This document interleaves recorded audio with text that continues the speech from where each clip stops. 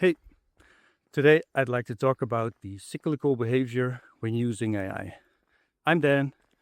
Join me on my morning walk.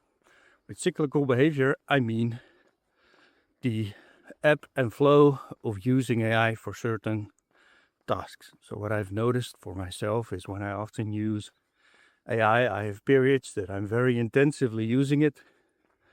And after that, the use kind of wanes. I notice that the output might be not that good, or I'm still missing something. And then the use of AI kind of goes down. I do more things manually, and I'm not really talking about coding anymore. Most of that I now do automated.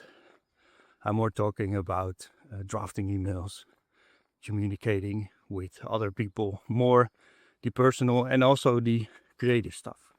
So I don't always ask the AI to generate a wall of text or a wall of things to communicate with other people.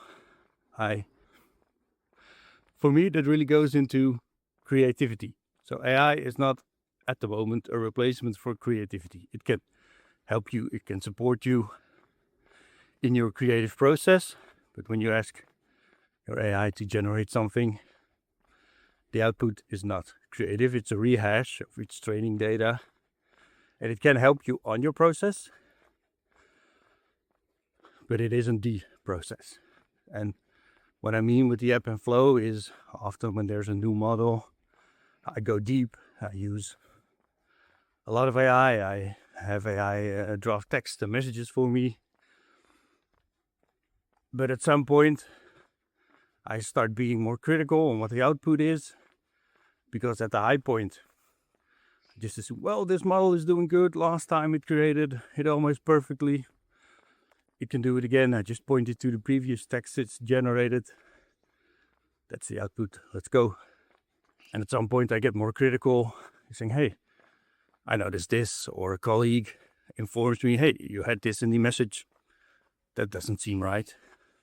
And at that point, I sometimes sit down and I reread the messages or the things it generated for me more critically.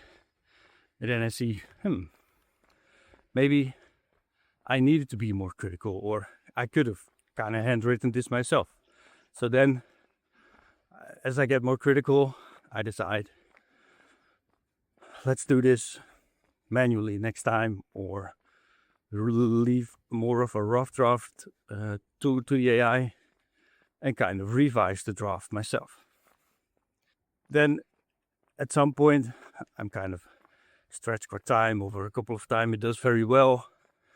Then the cycle goes up again. I get less critical and more dependent or more reliant on AI for generating things for me. So that's for me, that's the cyclical thing in AI. And I wonder, what are your experience with that? I don't really mind. For me, it's a process, and the fact that it ebbs and flows means I learn things change, and every time I've gone through a cycle, I've learned new things, things that I can properly hand off, and things I can better do myself. So I'm curious, do you experience that, or do you just go full on AI, don't look back, and have AI do everything for you? Because what I've been noticing as more and more people are using AI is that I'm missing the personal element sometimes. There are people drafting walls of text, sending emails, and they end up in someone's inbox. It's way too much text. It could have been like, there's a saying for meetings, so this meeting could have been an email, but for email, there should also be something similar that says, well, this could have been 2 lines instead of this wall of text. And at the other end, someone receives it and copies and pastes it, or it even goes automatically and it gets summarized by AI to really get the message, because the wall of text is way too big. And that's mostly on email, but it could also be on your connected Slack or other communication methods.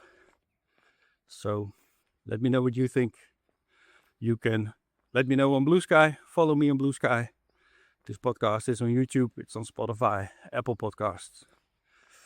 Let me know, and again, follow me for content like this. Let me know what you think. Have a good one. Bye.